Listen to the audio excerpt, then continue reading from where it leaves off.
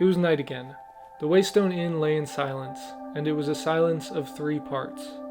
In 2007, Patrick Rothfuss published his debut novel, The Name of the Wind, the first book of the Kingkiller Chronicle. Originally titled Kvothe the Bloodless before his publisher talked him out of it, the story centers around Kvothe, or Kote as he is known at the beginning of the novel, which introduces him as a disconsolate innkeeper aided by his mysterious assistant Bast.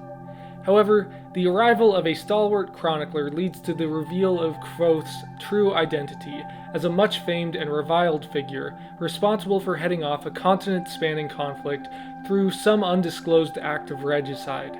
Kvothe agrees to reveal the secrets of his past to the chronicler over the course of 3 nights, and so the Kingkiller Chronicle begins. The question I am exploring in this video, as I have in 2 others now, is this: how to adapt the book series for TV. Now, the obvious answer would be, if ever there was a book series that would defy on-screen adaptation, it is this one. Unlike a story such as Brandon Sanderson's Stormlight Archive, which seems tailor-made for the visual medium, the Kingkiller Chronicle is intensely literary in its use of narration, poetic prose, and autobiographical day-in-the-life storytelling. Of course, this did not stop Lionsgate from acquiring the rights to the series back in 2015, with plans to produce a feature film as well as a TV series for Showtime involving Hamilton creator Lin-Manuel Miranda. However, these plans have evidently fallen through, with Miranda opining that the story was too much of a struggle to adapt. Still, it is not out of the question that we may someday get a television adaptation of the series. While I would agree that getting the Kingkiller Chronicle on screen faithfully would be a mammoth undertaking, I also can't help but envision the potential, as the book series contains some truly awe-inspiring moments that I would love to see realized in a visual medium. So, for the purpose of this video, I'm going to be sidelining the question of if, and getting straight into the how of a hypothetical Kingkiller adaptation. Your scientists were so preoccupied with whether or not they could, they didn't stop to think if they should. One of the biggest issues in adapting the Kingkiller Chronicle would be the narration. The story is told in the form of first-person narration from the main character Kvothe, as he relays the events of his youth to the chronicler.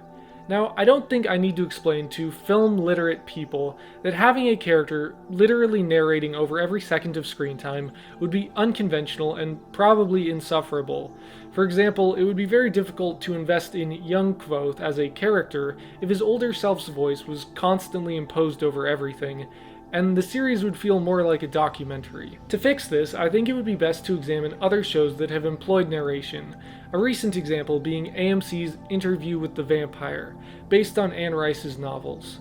In this show, the story is related primarily by the character Louis, as he retells the events of his life to interviewer Daniel Malloy, in much the same structure as the Kingkiller Chronicle. Now, from what I've seen of this show, I do think it sometimes leans a little too heavily on narration, and intercutting between past and present. Narration in a visual medium fundamentally creates distance from the characters in a way that it doesn't on the page. Obviously, show don't tell is the classic advice all writers get.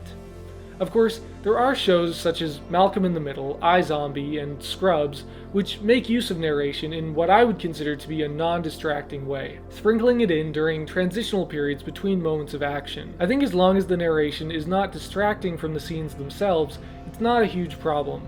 As for cutting between past and present, I think this would work best if it was only done at the beginnings and endings of episodes, or at moments of extreme emphasis within the story, so the audience can feel firmly planted in young Kvothe's experiences without being constantly torn away. I think the book series itself does a good job of using these interludes sparingly, and the show should follow that example. So besides narration, what other challenges would likely come up? Obviously, a big one would be the music. Anyone who's read the series knows that music is a huge part of it, with the main character Kvothe being an avid musician. When it comes to composing music for the series, I think Lin-Manuel Miranda wouldn't necessarily be the best choice.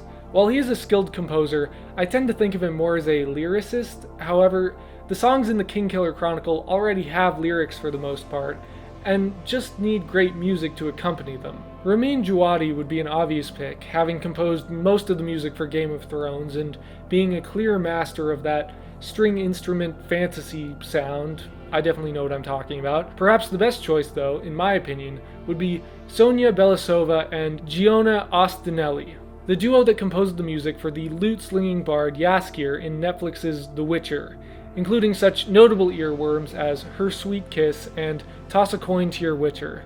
They also contributed to the score of the new One Piece adaptation. Given their track record, I just think they'd be the best suited to capture the iconic, chart-topping fantasy music sound that I would associate with Kvothe.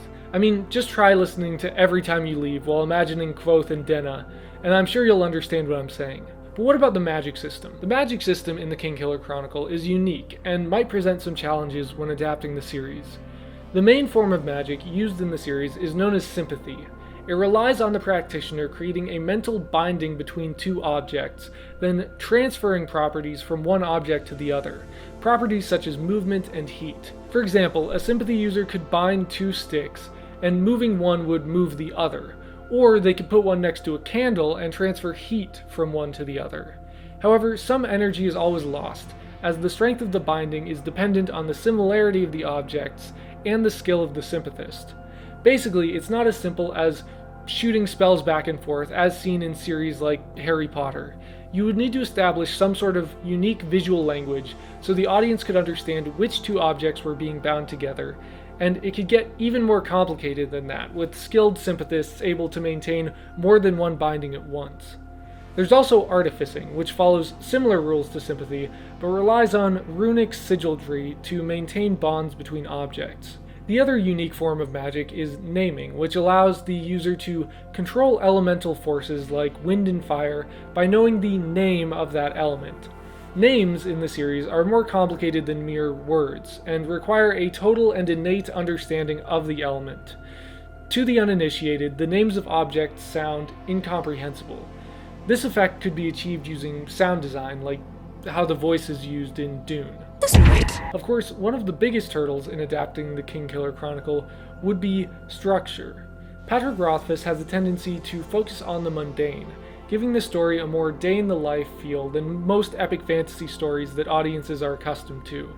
Many of Kvothe's problems in the series stem from financial instability and poverty, and we are constantly kept updated on all of his belongings and how much money he has at any given time, something that it could be tedious to do on screen. The main villains of the series, the Chandrian, are mostly an implied threat and appear very scarcely throughout the narrative. Most of Kvothe's struggles stem from his petty rivalry with rich schoolmate Ambrose, who constantly antagonizes him. Still, this is sort of like having Draco Malfoy as your main villain, rather than Voldemort. Now, despite these things, I still think an adaptation would be doable. The creators might just need to get creative about how they structure episodes to ensure they contain clear narrative arcs. The Kingkiller Chronicle is a very humanist story that features a protagonist who must constantly overcome adversity, and that's not something that's unconducive to the medium of television.